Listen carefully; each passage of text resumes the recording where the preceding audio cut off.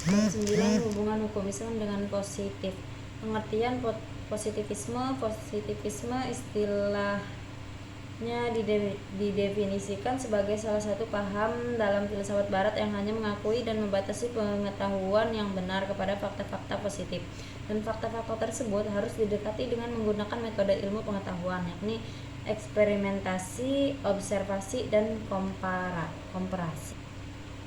2. Positivisme hukum. Berbeda dengan positivisme yang dikemukakan oleh Comte sebelumnya, positivisme hukum mengatakan bahwa hal yang menjadi pusat perhatian pertama kali yang dilihat pada hukum adalah fakta bahwa hukum diciptakan dan diberlakukan oleh orang-orang tertentu di dalamnya.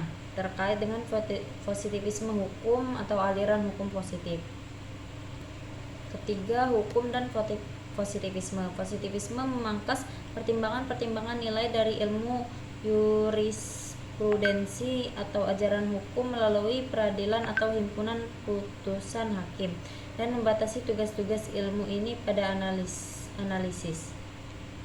4. Aliran-aliran positivisme hukum.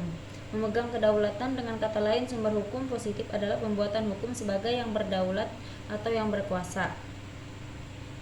B. Positivisme dan idealisme.